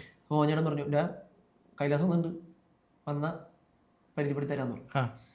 നേരെ വിട്ടു. അങ്ങനെ കൈലാസേട്ടനെ പോയി എൻ്റെ ഇൻസ്റ്റാഗ്രാമൊക്കെ കാണിച്ച് അങ്ങനെ കൈലാസേട്ടൻ നോട്ട് ചെയ്തു. കൈലാസേട്ടൻ കൂടുതലും പുതിയ സിംഗേഴ്സിന് അവസരം കൊടുക്കുന്നവരാണ്. എനിക്ക് സ്റ്റാർ സിംഗറിന് മുന്നേ സംഭവിക്കുന്നതാണോ? സ്റ്റാർ സിംഗറിന് മുന്നേ ആണ് ഈ മീറ്റിംഗ് ഒക്കെ നടക്കുന്നത്. ഓക്കെ. പക്ഷേ അല്ലല്ല, സ്റ്റാർ സിംഗർ തുടങ്ങിയതിന് ശേഷമാണ്. ഓക്കെ. സ്റ്റാർ സിംഗർ തുടങ്ങി എന്റെ സാഹിബ ഓഡിഷന്റെ സമയത്ത് സാഹിബ കേട്ടിട്ടാണ് മോഹൻ ചേട്ടനാണ് സാഹിബ കൈലാസേട്ടനെ കാണിച്ചു കൊടുത്തിട്ട് അതിന് ശേഷമാണ് എന്നെ ഇങ്ങനെ വിളിക്കുന്നത്. ഒരു അവസരം കിട്ടി കൈലാസേട്ടനെ കാണണമെന്ന് പറഞ്ഞു. പിന്നെ ചെന്നു കണ്ടു, പുള്ളിക്ക് ബോധിച്ചു. എന്നിട്ട് പുള്ളി because of Sahiba and because of Mohan ചേട്ടൻ ഈ കാര്യം സംഭവിക്കുന്നത്. പാട്ടി. അപ്പോൾ ഈ എന്താ പറഞ്ഞ അതിൻ്റെ അകത്ത് ഈ നമ്മൾ പറഞ്ഞ പാട്ട് തമ്മിൽ മിണ്ടാതെ അല്ലേ, മിണ്ടാതെ തമ്മിൽ, അതെ സോറി. ആ ഒരു പാട്ടിൻ്റെ ഒരു പ്രോഗ്രാമിങ്ങിലേക്ക് വരികയാണെങ്കിൽ ഇതിനകത്ത് ഇപ്പോൾ പറഞ്ഞ പോലെ സുമേഷ് ഏട്ടൻ്റെ ബാൻജോ ഗിറ്റാർ പീസുകളൊക്കെ ഭയങ്കര രസമുള്ള ബിറ്റുകളുണ്ട്. മൃദുല ചേച്ചിയാണ് കൂടെ പാടിയിരിക്കുന്നത്. പിന്നെ മെലഡി പാടാനായിട്ട് അരവിന്ദിന് പ്രത്യേക ഒരു ഇഷ്ടമുണ്ട്, അതിനോടൊരു ചായ്വും ഉണ്ട്. അപ്പൊ അരവിന്ദ് ഗംഭീരമായിട്ട് പാടിയിട്ടുണ്ട്. അതിന്റെ റെക്കോർഡിംഗ് സംഗതികൾ എന്തെങ്കിലും നമുക്ക് ആദ്യം പാട്ട് കൺഫേം വന്നതിന് മുമ്പ് എന്നെ ആദ്യം ജസ്റ്റ് വോയിസ് ടെസ്റ്റ് ചെയ്ത് നോക്കാനാണ് കൈലാസേട്ടൻ വിളിച്ചത്. അത് ഇവിടെ സോണിക് ഐലൻഡ് സ്റ്റുഡിയോയിൽ വെച്ചായിരുന്നു അതിന്റെ റെക്കോർഡിംഗ് കാണുന്നത്. അപ്പൊ കൈലാസേട്ടൻ തന്നെയാണ് റെക്കോർഡ് ചെയ്തത്. സുമേഷ് ചേട്ടനാണ് കമ്പോസിംഗ് സെഷനാണ്. അപ്പൊ സുമേഷ് ചേട്ടൻ ജസ്റ്റ് ആദ്യം ഗിറ്റാർസ് ഒക്കെ ലെയർ ചെയ്ത് എടുക്കുക, എന്നിട്ടാണ് ഞാൻ പാടുന്നത്. അപ്പൊ സുമേഷ് ചേട്ടന് ഭയങ്കര ഇഷ്ടമായി. അപ്പൊ കൈലാസേട്ടന് ഇഷ്ടമായൊന്നും എനിക്കറിയില്ല. സുമേഷ് ചേട്ടൻ എൻ്റെ അടുത്ത് പറഞ്ഞു, നന്നായിട്ടാ, അടിപൊളിയുണ്ട്, ഇത് നിനക്ക് അതിന് കിട്ടാൻ ചാൻസ് ഉണ്ട് എന്ന് പറഞ്ഞു. പക്ഷെ എനിക്കറിയില്ല, സിനിമ ആയതുകൊണ്ട് നമുക്ക് കൺഫർമേഷൻ പറയാൻ പറ്റില്ലല്ലോ. പക്ഷെ 2 ദിവസം കഴിഞ്ഞപ്പോൾ കൈലാസേട്ടൻ വിളിച്ച് പറഞ്ഞു, ഇങ്ങനെ മോനെ റെഡിയാണ് എന്ന് പറഞ്ഞ് ആ പാട്ടിൽ കൈവച്ചു. എന്തായാലും കഴിയും. ഈ പറഞ്ഞ പോലെ ജെയ്ക്സ് ഏട്ടനാണെങ്കിലും ഹിറ്റ് ബാക്ക് ടു ബാക്ക് അടിച്ചുകൊണ്ടിരിക്കുന്ന ആളാണ്. കൈലാസ് ഏട്ടനാണെങ്കിലും ചെയ്യുന്ന അത് ഇപ്പോൾ ഒരു സിനിമയിൽ കൈലാസ് ഏട്ടന് ഇപ്പോൾ 5 പാട്ട് ചെയ്തിട്ടുണ്ടെങ്കിൽ അതിനകത്ത് മിനിമം 3 എണ്ണമെങ്കിലും ഹിറ്റ് അടിക്കുക എന്നുള്ളത് കൈലാസ് ഏട്ടൻ്റെ ഒരു രീതിയാണ്. ജെയ്ക്സ് ഏട്ടനും അങ്ങനെ തന്നെയാണ്. അതേപോലെ ഇപ്പൊ വേറൊരു ഹിറ്റ് പറഞ്ഞിട്ടുണ്ടെങ്കിൽ ബിബിൻ അശോകിന്റെ പാട്ടാണ്. അപ്പൊ ഈ ഹിറ്റ് ഉണ്ടാക്കുന്ന ആൾക്കാരുടെ ഒരു പ്രത്യേക കമ്പനി ഉണ്ട്. അതെങ്ങനെ സംഭവിക്കുന്നത്? അങ്ങനെയാണല്ലോ വേണ്ടത്. അങ്ങനെയല്ല എന്ന് പറഞ്ഞാൽ യാദൃശികമായിട്ടാണ് ബിബിൻ ചേട്ടനൊക്കെ ഞാൻ പരിചയപ്പെടുന്നത്. എന്ന് പറഞ്ഞാൽ ബിബിൻ ചേട്ടൻ എന്റെ റീല് കണ്ടിട്ടാണ് അങ്ങനെ എന്തോ ആണ് എന്നെ പാടാൻ വിളിക്കുന്നത്. പിന്നെ എന്നെ മാനേജ് ചെയ്യണ ചേട്ടൻ നെവിൻ ചേട്ടൻ, ജസ്റ്റിൻ ചേട്ടൻ്റെ സ്റ്റുഡിയോ മാനേജറൊക്കെ ആയിരുന്നു. ഓക്കെ. അപ്പൊ ഇങ്ങനെ നെവിൻ ചേട്ടൻ പറഞ്ഞു അറിയാം എന്നെയൊക്കെ. അപ്പൊ അങ്ങനെ യാദൃശികമായിട്ട് പുള്ളി ഇങ്ങനെ പാട്ട് കേട്ടു, സൗണ്ട് ശരിയായിരിക്കും, അതും ഈ ടെസ്റ്റ് ചെയ്യാനാ വിളിച്ചാൽ മതി, മനസ്സിലായി. അതും ഇതുപോലെ ഭാഗ്യവശാൽ കിട്ടി, പാട്ട് കിട്ടി. എല്ലാം ടെസ്റ്റ് ചെയ്ത് നോക്കലാണ് ആദ്യം, ടെസ്റ്റ് ചെയ്ത് വർക്കൗട്ട് ആക്കി മാത്രമാണ്. അല്ല, പക്ഷേ ഈ പറഞ്ഞ ടെസ്റ്റ് ചെയ്തിട്ട് അത് വർക്ക് ആവുമെന്ന് പറഞ്ഞിട്ടുണ്ടെങ്കിൽ അത് ഭാഗ്യമുണ്ട്, പിന്നെ കഴിവ് ഒബ്വിയസ്ലി ഉണ്ട്. അതുണ്ട്, നമ്മുടെ കഠിനാധ്വാനം ഉണ്ട് അതിനകത്ത്, ഭാഗ്യം ഉണ്ട് അതിൻ്റെ അകത്ത്. പിന്നെ ഈ പറഞ്ഞ പോലെ എന്താ പറഞ്ഞ നമ്മളെ ഇഷ്ടപ്പെടുന്ന ഒരുപാട് ആളുകളും ഉണ്ട് അതിൻ്റെ അകത്തല്ലേ, അങ്ങനെ പറയേണ്ടി വരും. അപ്പോൾ ആ പ്രകമ്പനത്തിലെ പാട്ടിനെ 2 വരി നമുക്ക് വേണ്ടി. ഇന്നെന്തേ കൂരിരുൾ പൊതിയണ കണ്ണന്തേ, നീർമണി നിറയ്ക്കണ ഉള്ളന്തേ, ചെങ്കനലിരിക്കണ അൻപേ മാഞ്ഞു തൊട്ടന്തേ, കാറ്റല പറഞ്ഞത് വിണ്ണന്തേ, കാർമുകിലണിഞ്ഞത് വിട്ടന്തേ, പോയതൻ നിഴൽ കിളി ഒറ്റയ്ക്കാകും നോവിൽ, വിടയേതും പറയാതെ അകലെ മറയുന്നോ നീയേ, ഇനിയില്ലേ അലിപോലും വിരല തഴുകിടും സ്നേഹം ഇന്നെന്തേ, കൂരിരുൾ പൊതിയണ കണ്ണന്തേ, നീർമണി നിറയ്ക്കണ ഉള്ളന്തേ, ചെങ്കനലിരിക്കണ അൻപേ എങ്ങനെ മാഞ്ഞു. ബിബിന് കുറെ സിഗ്നേച്ചർ സാധനങ്ങൾ. ഇത് ഈ പറഞ്ഞ പോലെ കേൾക്കുമ്പോ ഭയങ്കര എളുപ്പമായിട്ട് എന്താ അത് ഇത്രേ ഉള്ളൂ സാധനം, പക്ഷെ അത് കൊടുക്കുന്ന ഡൈനാമിക്സ് ഒക്കെ ബിബിൻ ചേട്ടൻ പറഞ്ഞപ്പോഴാണ് അതിന്റെ ബുദ്ധിമുട്ട് മനസ്സിലായത്. അതും പാടി ഫലിപ്പിക്കാൻ കുറച്ച് പണിയുള്ള പാട്ടാണ്. ഇപ്പൊ നമ്മൾ സിനിമയിൽ നേരെ ഇൻഡിപെൻഡന്റ് പാട്ടുകളെ കടന്നിട്ടുണ്ടെങ്കിൽ ഒരുപാട് ഇൻഡിപെൻഡന്റ് പാട്ടുകൾ ഇപ്പോഴെന്നല്ല, സ്റ്റാർ സിംഗറിന്റെ സമയത്തൊന്നല്ല, അതിന് മുന്നേ ഉള്ള സമയം മുതലൊക്കെ എന്താ പറയുക നന്നായിട്ട് അരവിന്ദ് പാടുന്നുണ്ട്, അല്ലെങ്കിൽ ഒരു മേജർ കുറേ പാട്ടുകൾ പാടിയിട്ടുണ്ട്. ഇനിയിപ്പോൾ ഞങ്ങൾക്ക് കാണാൻ ആഗ്രഹം അരവിന്ദ് എന്നുള്ള മ്യൂസിക് ഡയറക്ടറിനെയാണ്. അങ്ങനെ ഒരു ചിന്തയൊക്കെ ഉണ്ടോ? ഇൻഡിപെൻഡന്റിലേക്ക് ആദ്യം വന്നിട്ട് പിന്നെ സിനിമയിലേക്ക് വരാനായിട്ടുള്ള പ്ലാൻ ഉണ്ടോ? സിനിമയിലേക്ക് അങ്ങനെ പ്ലാൻ ഒന്നും ഇതുവരെ ഉണ്ടായിട്ടില്ല, കിട്ടപ്പോ കേട്ടോ. അതാണ് എനിക്ക് നേരത്തെ പറഞ്ഞ പോലെ ഇൻഡിപെൻഡന്റ് ആയിട്ട് കുറെ പാട്ടുകൾ ചെയ്യണം, ഒരു ഇൻഡിപെൻഡന്റ് ആർട്ടിസ്റ്റ് എന്നുള്ള രീതിയിൽ ഓഡിയൻസിന്റെ ഇടയിൽ അറിയപ്പെടണം. എന്താണ് അരവിന്ദിന്റെ മ്യൂസിക്കാലിറ്റി എന്നൊക്കെ ആൾക്കാർ അറിയണം എന്നൊരാഗ്രഹമുണ്ട്. അപ്പം ഇങ്ങനെ കുറച്ച് പാട്ടുകൾ വർക്ക് ചെയ്തുകൊണ്ടിരിക്കുകയാണ് ഇപ്പോൾ. പ്ലാനിലുണ്ട്, നടന്നുകൊണ്ടിരിക്കുകയാണ്. അടിപൊളി. അത് എപ്പോഴാണ് റിലീസ് അതൊന്നും പറയാറായിട്ടില്ല. ഈ Aravind as a indie musician എന്തൊക്കെ തരത്തിലുള്ള കാര്യങ്ങളായിരിക്കും? ഇപ്പോൾ ചില ആളുകൾക്ക് ഓരോരോ ഇഷ്ടങ്ങളുണ്ടാവും. ഇപ്പോൾ പ്രൊട്ടസ്റ്റ് ആയിരിക്കും ചില ആളുകളുടെ ഒരു സൈഡ് എന്ന് പറഞ്ഞിട്ടുണ്ടെങ്കിൽ, അവർക്ക് കാണിക്കാനായിട്ട് ഇഷ്ടമുള്ളൊരു സൈഡ്. ചില ആളുകൾക്ക് മനുഷ്യന്റെ വികാരങ്ങളെ കുറിച്ചായിരിക്കും, ചിലർക്ക് ജീവിതത്തെ കുറിച്ചായിരിക്കും. എന്ന് പറഞ്ഞ പോലെ Aravind as a independent musician ഇപ്പൊ എക്സ്പ്രസ് ചെയ്യണമെന്ന് പറഞ്ഞല്ലോ, കൂടുതലായിട്ട് എക്സ്പ്രസ് ചെയ്യാനായിട്ട് തോന്നുന്ന ഇടങ്ങൾ എന്തൊക്കെയായിരിക്കും അങ്ങനെ ചിന്തിച്ചിട്ടുണ്ടെങ്കിൽ? ആക്ച്വലി ഇപ്പൊ ഈ പറഞ്ഞപ്പോ ഇതിൻ്റെ അത് എല്ലാം ആക്ച്വലി ഞാൻ ഈ ചെയ്യുന്ന പാട്ടിലെല്ലാം ഉണ്ട്. ഒരു പാട്ട് ഈ പറയുന്ന പോലെ പ്രൊട്ടസ്റ്റ് ഫണ്ണി രീതിയിൽ ആൾക്കാരെ ഇങ്ങനെ അല്ല ഇത് ചെയ്യേണ്ടത് എന്നറിയിക്കുക എന്നുള്ളൊരു ഉദ്ദേശമുണ്ട്. ഒരു പാട്ടില് ഇമോഷൻ ആണ്, ഒരു പാട്ടില് എന്ന് പറഞ്ഞാൽ ഞാനിങ്ങനെ തലേ വരുന്ന കുറച്ച് പാട്ടുകളൊക്കെ റെക്കോർഡ് ചെയ്ത് ഒരു ബേസിക് സ്ട്രക്ചർ ഉണ്ടാക്കി വെക്കൂല്ലോ. അപ്പൊ അതുകൊണ്ടാണ് ഈ പാട്ടുകൾ എന്ന് ഞാൻ പറയുന്നത്. എല്ലാം മുഴുവൻ പാട്ട് മുഴുവിപ്പിച്ചിട്ടില്ല, ഒരു ബേസിക് സ്ട്രക്ചർ ഉള്ളതുകൊണ്ട് ഞാൻ പാട്ടുകൾ മലയാളിക്ക് അത് കേട്ടാൽ മതി. അതെ, അരവിന്ദിന്റെ പാട്ട് വരുന്നുണ്ടെന്ന് അറിയുമ്പോൾ ഒരു സന്തോഷം, അതാണ് നമുക്ക് വേണ്ടത്. അറിയിക്കുമ്പോൾ എനിക്ക് സന്തോഷം, ഒരു പ്രൊമോഷനായി. അപ്പൊ ഈ പറഞ്ഞ പോലെ ഒരു പാട്ടിൽ തമാശ രീതിയിൽ ഇങ്ങനെ അറിയിക്കുക, ഇങ്ങനെയല്ല ചെയ്യണ്ടേ. ഒരു പാട്ടിൽ നമ്മുടെ ജീവിതം, ഒരു പാട്ടിൽ ഇമോഷൻ. എഴുത്ത് തുടങ്ങിയോ അതിന്റെ? അതോ ഞാൻ ഇങ്ങനെ അരവിന്ദ് തന്നെ എഴുതാനായിട്ടുള്ള പ്ലാൻ ആണോ? അതോ അല്ല, മുഴുവനല്ല. കാരണം എനിക്കത് ഞാൻ ഇതുവരെ അങ്ങനെ എക്സ്പ്ലോർ ചെയ്തിട്ടില്ല. എഴുത്തെന്നുള്ള സൈഡ് ഞാൻ ഇതുവരെ എക്സ്പ്ലോർ ചെയ്തിട്ടില്ല. അപ്പൊ ഞാനിങ്ങനെ ഒരു പാട്ടിങ്ങനെ വെറുതെ എന്നെ കൊണ്ട് വരുന്ന രീതിയിൽ സിമ്പിൾ വരികൾ, ആൾക്കാർക്ക് പെട്ടെന്ന് മനസ്സിലാവുന്ന കുറെ വാക്കുകൾ, അതങ്ങനെയല്ല പറയണ്ടേ, എനിക്ക് പെട്ടെന്ന് തല വരുന്ന വാക്കുകൾ വെച്ച് കുറച്ച് എഴുതി സ്ക്രാച്ച് പോലത്തെ ഒരു സാധനം. പക്ഷെ അത് മുഴുവിപ്പിച്ചിട്ടില്ല. എനിക്ക് കുറച്ചും കൂടെ നല്ല ആൾക്കാരുടെ കൊടുത്ത് എഴുതിക്കണം, ഹരിചേട്ടൻ്റെ എല്ലാം കൊടുക്കണം എന്നൊക്കെ ആഗ്രഹമുണ്ട്. ഹരിചേട്ടൻ കാണുന്നുണ്ടെങ്കിൽ പറഞ്ഞ വിളി വരും. അപ്പോൾ അങ്ങനെ ആഗ്രഹമുണ്ട്. ഗംഭീരം. ഇപ്പൊ ഒരു ബേസിക് സ്ട്രക്ചറിൽ ഇരിക്കണം. മനസ്സിലായി. ഞാനേ കുറച്ച് എൻ്റെ മനസ്സിൽ വരുന്ന സിംഗേഴ്സിന്റെ പേരുകൾ പറയാം. അപ്പോൾ അരവിന്ദിന്റെ എനിക്ക് വേണ്ട ഉത്തരം എന്ന് വെച്ചിട്ടുണ്ടെങ്കിൽ, ഈ ഒരു കാര്യം പഠിക്കണമെങ്കിൽ അവരെ കണ്ടുപഠിക്കണം. ഒരു എക്സാമ്പിൾ അപ്പോൾ അല്ലെങ്കിൽ ഇപ്പോൾ ഒരു പേര് ഞാൻ പറഞ്ഞെങ്കിൽ സിത്താര കൃഷ്ണകുമാർ എന്ന് പറഞ്ഞിട്ടുണ്ടെങ്കിൽ എന്താണ് കണ്ടു? ഒന്നോ ഇഷ്ടം പോലെ എന്ന് പറഞ്ഞാൽ എന്താ പറയുക, ചേച്ചി ഞാൻ നോക്കിക്കാണുന്ന സിംഗേഴ്സിൽ ഒരാളാണ്, ഞാൻ എൻ്റെ ഐഡൽസിൽ ഒരാളാണ് ഓക്കെ ചേച്ചി. എന്ന് പറഞ്ഞ് ബിഫോർ സ്റ്റാർ സിംഗർ ഞാൻ അങ്ങനെ ചേച്ചിനെ നോക്കി കണ്ടിരുന്നില്ല, ഒരു ഐഡിൽ പോലെ. പക്ഷെ I M A great fan of hers. പക്ഷെ ഞാൻ ഒരു ഐഡിയലായിട്ടില്ല ചേച്ചിനെ കണ്ടിരുന്നത്. പക്ഷെ സ്റ്റാർ സിംഗറിൽ വന്നതിന് ശേഷം എന്താ ചേച്ചിനെ കുറച്ചുകൂടെ അടുത്തറിഞ്ഞതിന് ശേഷം ചേച്ചിയാണ് ആക്ച്വലി എൻ്റെ റോൾ മോഡൽ. എന്ന് പറഞ്ഞാൽ ചേച്ചി ഓരോ കാര്യങ്ങൾ ഡീൽ ചെയ്യുന്നത് ഭയങ്കര, ചേച്ചിയുടെ ഡിസിഷൻ മേക്കിംഗ് എന്നൊക്കെ പറയുന്നത് അപാര സ്കില്ലാണ് ചേച്ചിയുടെ. പിന്നെന്താ, ഓരോ സിറ്റുവേഷൻ ഹാൻഡിൽ ചെയ്യുക അടിപൊളിയാണ്. അതിലെല്ലാം ഉപരി കൂടെയുള്ള ആർട്ടിസ്റ്റിനെ സപ്പോർട്ട് ചെയ്യുക എന്നുള്ളൊരു സംഭവമുണ്ട്.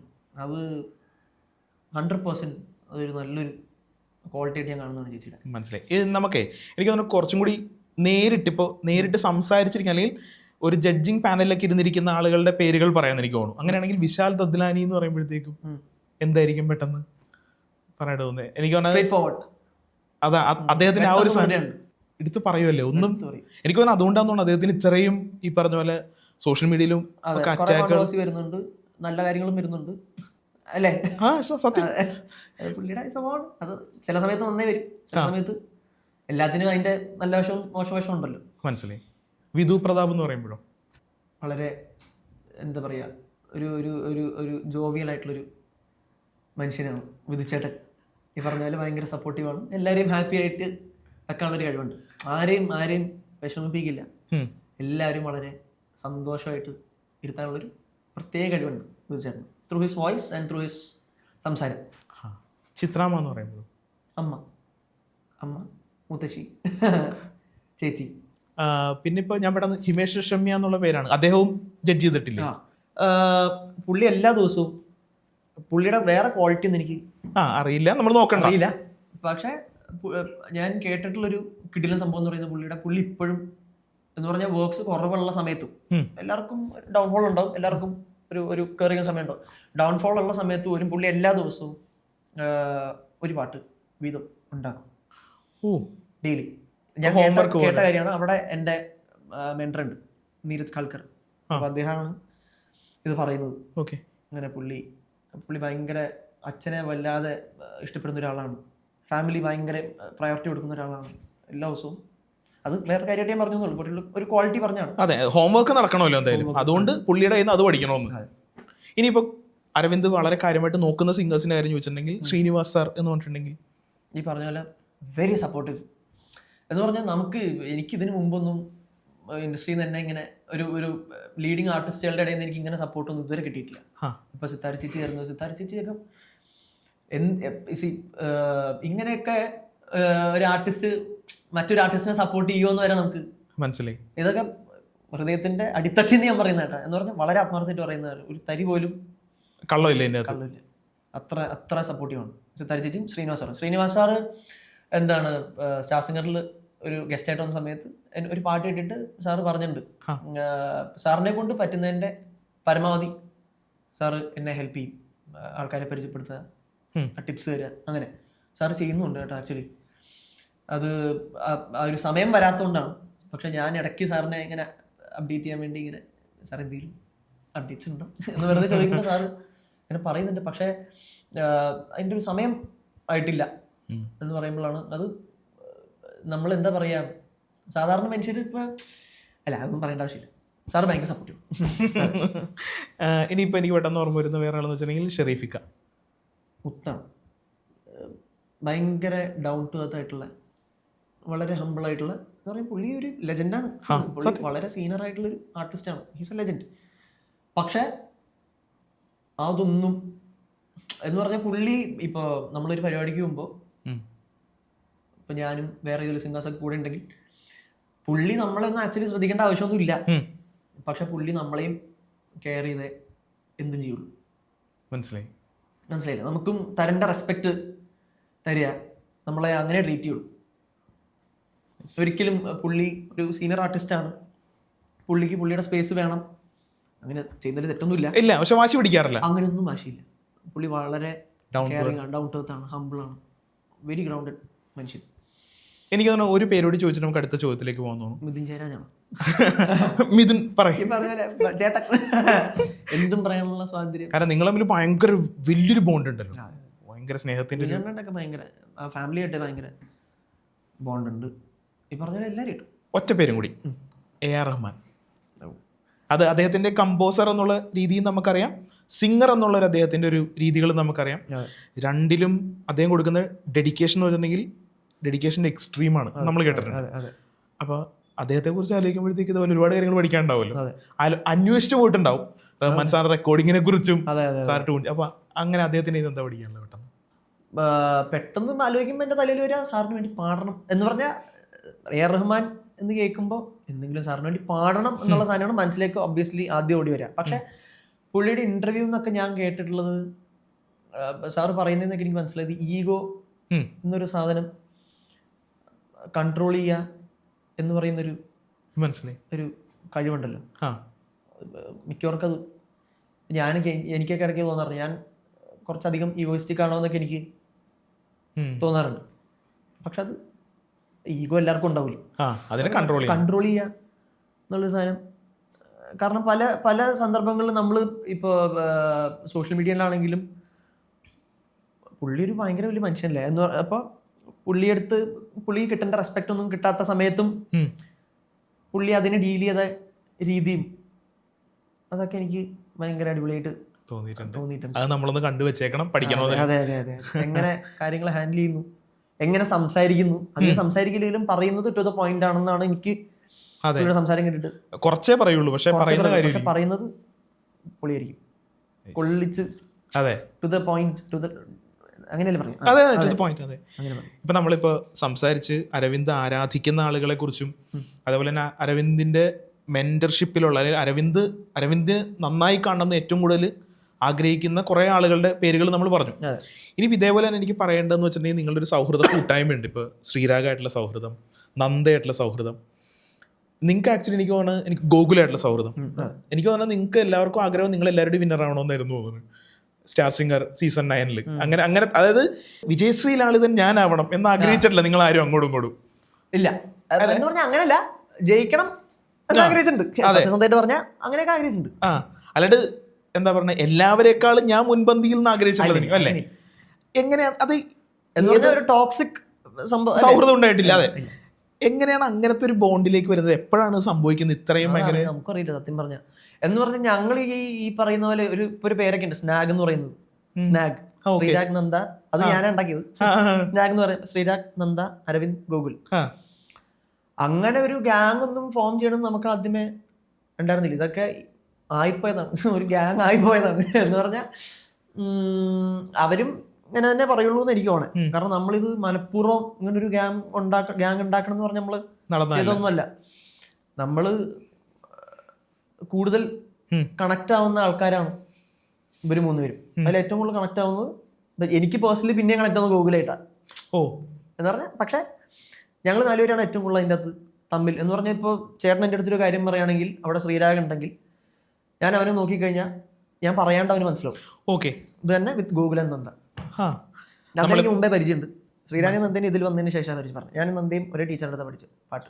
ഇപ്പം നിങ്ങളുടെ ഒരു സീസൺ 9 നോക്കിയിട്ടുണ്ടെങ്കിൽ സ്റ്റാർ സിംഗർ സീസൺ 9 ഇപ്പോൾ പാടി ഞെട്ടിച്ച, ഇപ്പം നിങ്ങളുടെ സൗഹൃദത്തിലാണെങ്കിലും അല്ലെങ്കിൽ നിങ്ങളുടെ സർക്കിളിൽ നിന്ന് പുറത്താണെങ്കിലും പാടി ഞെട്ടിച്ച ചില പാട്ടുകൾ ഉണ്ടാവില്ലേ? ശ്രീരാഗിന്റെ ശ്രീരാഗമോ ഭയങ്കര ഇഷ്ടമാണ്. എന്ന് വെണ്ണ പോലെയാണ് അവൻ പാടിയത്. ഒരു തട്ടുകേടില്ലാതെ പാടുക എന്ന് പറയില്ലേ, മനസ്സിലായി? ഒരു തട്ടും നടവില്ലാതെ ഇങ്ങനെ ഒഴുകി പോലെയാണ് അത് പാടിയത്. നന്ദയുടെ ആണെങ്കിൽ ഓ ജനുവരി, അത് ഭയങ്കര ഇമ്പാക്ട്ഫുൾ ആയിട്ട് അവള് പാടിയത്. ഗോകുലിന്റെ ഇത് പപ്പവന്റെ പാട്ടില്ലേ, ഇതാണോ നമ്മുടെ മോഹമോക്കി ഇതാകിയുണ്ട്, കുറെ ഉണ്ട്. എനിക്ക് ഗോകുലിന്റെ ശബ്ദം എനിക്ക് കുറച്ചും കൂടെ ഭയങ്കര ടെക്സ്ചർ വൈസ് അല്ലേ. അതെ അതെ അതെ, ഭയങ്കര രസമാണ് ഗോകുലിന്റെ ശബ്ദം. പെട്ടെന്ന് ഓർമ്മ വരുന്ന പാട്ടുകൾ ഇതൊക്കെയാ. പിന്നെ ബൽറാം പാടിയ പാട്ടുണ്ട്. ബൽറാം പാടിയത് അങ്ങനെ, അത് ഭയങ്കര സംഗതിയുള്ള പാട്ടാ. പക്ഷെ ആ സംഗതിയാണെന്ന് അറിയിക്കാതെ പാടുമ്പോഴാണ് പാട്ട് ആളായിട്ട് കമ്മ്യൂണിക്കേഷൻ നടക്കും. അതുപോലെ പാടിയിട്ടുണ്ട് അടിപൊളിയായിട്ട്. ദാസേട്ടൻ എങ്ങനെ പാടിയോ അതുപോലെ തന്നെ അപ്പം മാക്സിമം ട്രൈ ചെയ്ത് പാടിയിട്ടുണ്ട്. അങ്ങനെയൊക്കെയാണ്, അതൊക്കെയാണ് പെട്ടെന്ന് മിൻസാര കണ്ണ പറഞ്ഞു വരുമ്പോൾ കുറേ പാട്ടുകൾ വരും, ഇതൊക്കെയാണ് പെട്ടെന്ന് വരുന്നത്. ഇപ്പൊ നമ്മള് കുറച്ച് കമ്പോസേഴ്സിന്റെ പേര് പറയാം. എനിക്ക് ഓർമ്മ വരുന്ന റാൻഡംലി ഞാൻ ഓർമ്മ വരുന്ന കമ്പോസേഴ്സിന്റെ പേരുകൾ പറയാം. അതിപ്പോൾ മലയാളമായിരിക്കാം, തമിഴായിരിക്കാം, ഹിന്ദി ആയിരിക്കാം, അങ്ങനെ നമ്മൾ കേൾക്കുന്ന ഭാഷകളുള്ളത്.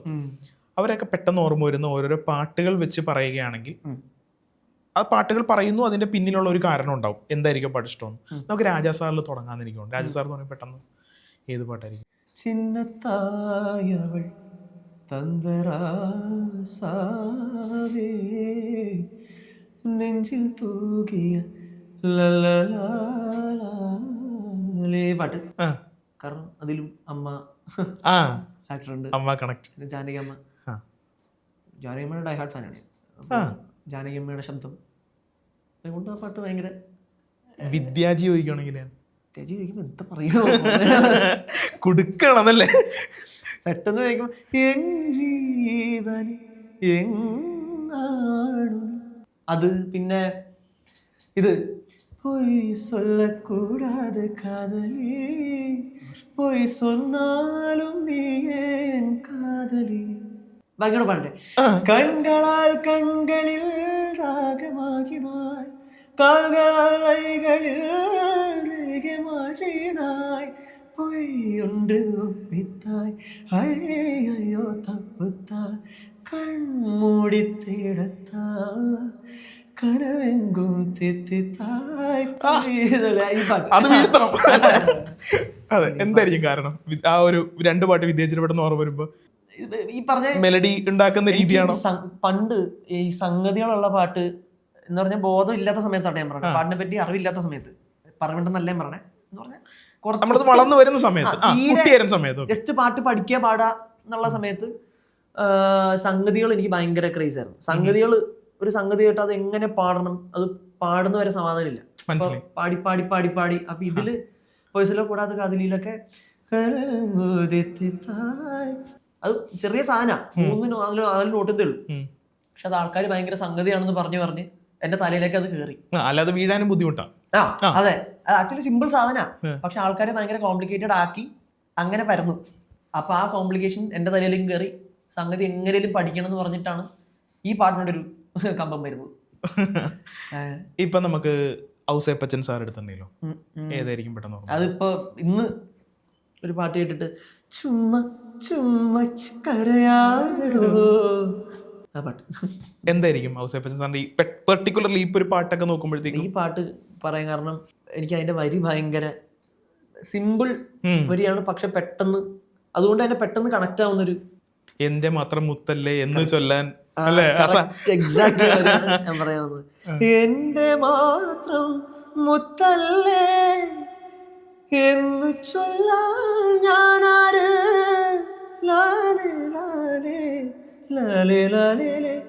ഭയങ്കര ജോൺസൺ മാഷിന്റെ എന്ത് പറഞ്ഞാലും പാടിയ പാട്ട്. എത്ര നേരമായി ഞാൻ കാത്തു കാത്തു നിൽപ്പു, ഒന്നിങ്ങു നോക്കുമോ വാർത്തിങ്കളെ, പിണങ്ങരുതേ അരുതേ അരുതേ, പുലരാറായി തോഴി. ഈ പാട്ട് പാടിയതുകൊണ്ട് ഈ പറഞ്ഞ പോലെ വരിയും ആമ്പലിനോട് നീ ഇണങ്ങിയില്ലേ അല്ലേ, ആ പോർഷൻസ് ഒക്കെ ആമ്പലിനോട് നീ, അതിന്റെ അനുപല്ലി എങ്ങനെ അത് പറഞ്ഞ കുറച്ചുകൂടെ എനിക്ക് കണക്ട് ആവും എന്ന് പറഞ്ഞാൽ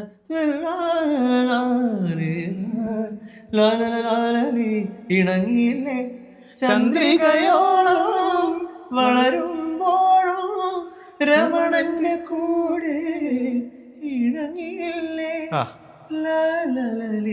പൂന്തണലി. അത് നമ്മൾ നേരത്തെ ബിബിന്റെ കാര്യം പറഞ്ഞ ഇതൊക്കെ ജോൺസൺ മാഷ് സ്റ്റാമ്പുകളാണല്ലേ, മുദ്ര പതിപ്പിച്ച സാധനമാണ്. കാരണം ഇതിന്റെ അകത്ത് ഉപയോഗിച്ചിരിക്കുന്ന വരികൾ എന്നൊക്കെ പറയുന്നേ നമ്മൾ വേറെ എവിടെയും കേട്ടിട്ടില്ല. ഇത് നമ്മള് കാരണം നമ്മൾ ഭയങ്കര എന്താ പറയാ കാവ്യാത്മകമായിട്ടുള്ള വലിയ ഉപമകളൊക്കെ യൂസ് ചെയ്യാനുള്ള പാട്ടുകളാണ്. സ്വർണ്ണ ഗോപുര നർത്തകീ ശില്പം കണ്ണിനു ഇങ്ങനെ ഒന്നുമില്ല. മറ്റേ മാനസനീല അതിന്റെ സംസ്കൃതം ഒന്നും അല്ലേ, അത് യൂസഫ് അലി കേച്ചേരി. അതെ, അങ്ങനത്തെ ഒരു പരിപാടി ഇല്ലല്ലോ. സിമ്പിൾ സാധാരണക്കാർക്ക് എത്രയും വേഗം മനസ്സിലാവും. സാധാരണക്കാരൻ ഉപയോഗിക്കുന്ന ചന്ദ്രികയും രമണനും ഒക്കെ തന്നെ ഉള്ളൂ ഇതിന്റെ അത്. നീ എന്റെ മുത്തല്ലേ, എന്റെ മാത്രം മുത്തല്ലേ എന്ന് പറയാൻ ഞാനാര് എന്നൊക്കെ പറയുമ്പോൾ വളരെ പെട്ടെന്ന് കണക്ട് ആവുന്ന വരികളാണ്. അതൊക്കെ ആവാം ഒരു സാധാരണക്കാരൻ, ഒരു പാട്ട് അറിയാത്ത ഒരാളുടെ പോയിന്റ് ഓഫ് വ്യൂ നോക്കുമ്പോൾ അതൊക്കെ ആയിരിക്കും പെട്ടെന്ന്. നമ്മളെ ഇത്രയും വളരെ കാര്യമായിട്ട് നമ്മളുടെ ഒരു എന്താ പറയുക ജേണിയും അതേപോലെ തന്നെ സൗഹൃദം ഒക്കെ പറഞ്ഞ സ്ഥിതിക്ക് നമ്മൾ ബാൻഡിനെ കുറിച്ചുകൂടി പറയണം. ബാൻഡ് വളരെ ഗംഭീരമായിട്ട് ഇങ്ങനെ എന്ന് പറഞ്ഞാൽ ആവാനുള്ള ഒരു ശ്രമത്തിലാണ്. പക്ഷേ ഈ പറഞ്ഞ ഒരു സംസാരം തുടങ്ങിയിട്ടുണ്ട് ആളുകളുടെ ഇടയിലൊക്കെ. അരവിന്ദിന്റെ ബാൻഡിനെ കുറിച്ചൊരു സംസാരം തുടങ്ങിയിട്ടുണ്ട്. എന്താണത്, എവിടെ നിൽക്കുന്നു, ഇപ്പൊ പറഞ്ഞ പോലെ ആകാൻ ശ്രമിക്കുന്നു എന്ന് പറഞ്ഞു. എന്തൊക്കെയാണ് അതിനെ കുറിച്ച് പറയാനുള്ളത്? ബാൻഡിന്റെ പേര് വെച്ച് തുടങ്ങാം. പേര് എന്റെ പേര് തന്നെ, Aravind Dileep Nair live, ADN live. Band എന്ന് പറയുന്നതിൽ ഉപരി ഒരു ഓൺസെമ്പിൾ എന്ന് പറയുന്നതായിരിക്കും കറക്റ്റ്. അപ്പോൾ ADN ലൈവ് എന്നാണ് പേര്. അപ്പോൾ ഞങ്ങൾ അതിന്റെ ലോഞ്ച് കഴിഞ്ഞു. ലോഞ്ച് കഴിഞ്ഞ വർഷം ഇവിടെ DSK ഗ്രൗണ്ടിൽ വെച്ചായിരുന്നു അതിന്റെ ലോഞ്ച്. ഗംഭീര പരിപാടിയായിരുന്നു, എല്ലാവരും വന്ന് അടിപൊളിയായിരുന്നു. അത് കഴിഞ്ഞ് കൂടുതലും സോളോ ഷോസ് ആണ് എനിക്ക് വന്നുകൊണ്ടിരിക്കുന്നത്. അപ്പോൾ അതുകൊണ്ടൊന്ന് കുറച്ച് പിടിച്ചിരിക്കാൻ ഇപ്പൊ അതൊക്കെ ബാൻഡിന് കുറച്ച് വീഡിയോസ് ഒക്കെ നമ്മൾ ഇറക്കുന്നുണ്ട്, കുറച്ച് കവർ വീഡിയോസ് ഇറക്കുന്നുണ്ട് ബാൻഡ് വേർഷൻ. അത് കഴിഞ്ഞ് അതൊക്കെ ലിഫ്റ്റ് അപ്പ് ചെയ്ത് എടുക്കണം. ഇനിയിപ്പോ ഇൻഡിപെൻഡന്റ് പാട്ടുകൾ വന്നു കഴിയുമ്പോഴത്തേക്കും അതും ഉപയോഗിക്കാം, ലിഫ്റ്റ് ആവുമെന്നാണ് ഒരു വിശ്വാസം. നിങ്ങളുടെയൊക്കെ സഹായം കൊണ്ട് ലിഫ്റ്റ് ആവുമായിരിക്കും. അങ്ങനെ ഇപ്പൊ ഞാനൊരു പൂക്കളെ എന്ന് പറയുന്നൊരു റിലീസ് ചെയ്തു. അപ്പൊ അത് ബാൻഡാണ് പ്രൊഡ്യൂസ് ചെയ്തിരിക്കുന്നത്. പക്ഷെ അതിൽ എല്ലാ ആർട്ടിസ്റ്റുകളെയും ഉൾക്കൊള്ളിക്കാൻ പറ്റിയില്ല. അവരുടെ സമയപരിമിതികളും ഉണ്ട്, അവരുടെ അവൈലബിലിറ്റി ബുദ്ധിമുട്ടുണ്ടായിരുന്നുകൊണ്ട് എല്ലാവരെയും ഇൻക്ലൂഡ് ചെയ്യാൻ പറ്റിയില്ല. പക്ഷെ അതിലെല്ലാവരും ബിഹൈൻഡ് ദ ക്യാമറ എന്ന് പറഞ്ഞാൽ പ്രൊഡക്ഷനിൽ എല്ലാവരും ഇൻവോൾവ് ആണ്. In front of the camera ആരും വരാൻ പറ്റിയില്ല. ഒരാൾക്കേ വരാൻ പറ്റിയിട്ടുള്ളൂ, കീബോർഡിസ്റ്റിന് മാത്രം വരാൻ പറ്റും, ഡെറിക്. ബാക്കി ആർക്കും ക്യാമറയുടെ മുമ്പിൽ വരാൻ പറ്റിയില്ല. ഈ ബാൻഡ് ഇപ്പോൾ നമ്മളിങ്ങനെ ബാൻഡിൻ്റെ ഒരു മുന്നോട്ട് പോക്കെന്ന് പറയുമ്പോഴത്തേക്കാണ് എല്ലാവരും വരെ പാഷനേറ്റ് ആയിട്ടുള്ള ആൾക്കാരായിരിക്കും. പക്ഷെ എല്ലാവരും പറഞ്ഞ പോലെ വളരെ തിരക്കുണ്ടാവും. പുറത്ത് മറ്റ് സിനിമകൾക്ക് വായിക്കുന്ന ആളുകൾ ബാൻഡിലുണ്ടാവാം. ഇപ്പോൾ പെർക്കഷനിസ്റ്റ് ആയിക്കോട്ടെ, കീബോർഡ് പ്ലെയർ ആയിക്കോട്ടെ, അങ്ങനെ മറ്റ് സിനിമകൾക്കും അതേപോലെ ഇപ്പോൾ എന്താ പറയുക ലൈവുകൾക്ക് വേറെയൊക്കെ വായിക്കുന്ന ആളുകളൊക്കെ ബാൻഡിലുണ്ടാവാം. അപ്പോൾ അരവിന്ദ് ആസ് എ ഫ്രണ്ട് മാൻ അല്ലെങ്കിൽ ലീഡ് വോക്കലിസ്റ്റ് എന്നൊക്കെ ഉള്ള നിലയ്ക്ക് ഇതിൻ്റെ അകത്തൊരു ഒരു പിടിച്ചു നിർത്താനായിട്ടൊരു ശ്രമവും കൂടി നടക്കണ്ടേ? എല്ലാവരോടും ഒരു ഒരുമിച്ച് പ്രാക്ടീസിൻ്റെ കാര്യമൊക്കെ അതെങ്ങനെയാണ്, അതൊക്കെ മുന്നോട്ട് കൊണ്ടുപോകുന്നത്? ഞാനല്ല, വേറെ ആൾക്കാർ അതിൻ്റെ പിന്നിൽ ഉള്ളതുകൊണ്ട്. എന്ന് പറഞ്ഞാൽ എന്നെ മാനേജ് ചെയ്യണ ചേട്ടൻ നെവിൻ, ഞാൻ നേരത്തെ പറഞ്ഞല്ലോ, നെവിൻ എബ്രഹാം അലക്സ്. അപ്പൊ പുള്ളി നല്ല വോക്കലിസ്റ്റുമാണ്. അപ്പൊ പുള്ളി ഉണ്ട്, പിന്നെ നമ്മുടെ വേറെ കുറച്ച് ടീം മെമ്പേഴ്സും ഉണ്ട്. സൗണ്ട് എഞ്ചിനീയർ സന്തോഷ് ശശി അറിയായിരിക്കും. അപ്പൊ സന്തോഷ് ചേട്ടൻ ഉണ്ട് നമ്മുടെ ടീമിൽ. അപ്പൊ സന്തോഷ് ചേട്ടനും ഇവരൊക്കെയാണ് മൊത്തത്തില് എല്ലാവരും കോർഡിനേഷനും പരിപാടിയൊക്കെ വരാണ്. ഇടയ്ക്ക് ഞാനും ബാൻഡിന്റെ എന്റെ പേരിൽ അറിയപ്പെടുന്നു എന്നുള്ള രീതിയിൽ ഞാനും ഇടയ്ക്ക് തരും. അത്ര തന്നെ. വേറെ നമ്മൾ മ്യൂസിക്കിലുള്ള കാര്യങ്ങളാണ് കൂടുതലും മനസ്സിലായി. എന്റെ സൈഡിൽ നിന്നൊക്കെ എന്ത് പാടണം അല്ലെങ്കിൽ എങ്ങനെ സൗണ്ട് ചെയ്യണം എന്നുള്ള കാര്യങ്ങൾ. ബേസിക്കലി ബാൻഡ് ഒരു ഫങ്കി സൗണ്ടിങ് ആണ് ഇപ്പോ പിടിക്കാൻ ഉദ്ദേശിക്കുന്നത്. അങ്ങനെ ഇരിക്കുന്നു. അപ്പൊ അതും നിങ്ങളുടെ ശ്രദ്ധയിലേക്ക് എത്തിച്ചോളൂ. അപ്പൊ എന്തായാലും സംസാരിച്ച് നമ്മൾ അല്ലെ പാട്ടുകളെ കുറിച്ച് സംസാരിച്ചു, എന്താ പറയുക ഇൻസ്പയർ ചെയ്ത ആളുകളെ കുറിച്ച് സംസാരിച്ചു, ജഡ്ജിങ് പാനലിലെ ഇതിനെ കുറിച്ച് സംസാരിച്ചു. എന്തായാലും ഒരുപാട് കാര്യങ്ങൾ സംസാരിച്ചു. എല്ലാത്തിനും ഒരുപാട് സന്തോഷം, നന്ദി. കാരണം എന്താ പറയുക സംസാരിച്ചിരിക്കാൻ ഭയങ്കര രസമുണ്ടായിരുന്നു ചേട്ടൻ കൂടെ. എന്ന് പറഞ്ഞാൽ നമ്മളൊരു ഇന്റർവ്യൂ ആണെന്നുള്ള ഒരു ഫീല് കിട്ടിയില്ല. Thank you. അപ്പൊ എന്തായാലും താങ്ക് യു. പുതിയ പ്രോജക്റ്റുകളെല്ലാം ഗംഭീരമായിട്ട് നടക്കട്ടെ. ഇപ്പൊ നമ്മള് ഒന്ന് രണ്ടെണ്ണം ഇങ്ങനെ സൂചിപ്പിച്ചു പോയി, അതൊക്കെ വരുമ്പോഴേക്കും നമുക്ക് ഗംഭീരമായിട്ട് ആഘോഷിക്കണം എന്നുള്ളത് പറഞ്ഞുകൊണ്ട് എല്ലാവരും കൂടെ ഉണ്ടാവണം. ആ സമയം മുമ്പ് ഞാൻ അറിയിക്കും. എല്ലാവരും കൂടെ പാട്ടൊക്കെ ഷെയർ ചെയ്ത്, കാരണം സോഷ്യൽ മീഡിയ ആണ് ഇപ്പോൾ ഭരിക്കുന്നത്. എല്ലാവരും കൂടെ നിൽക്കുക. Thank you.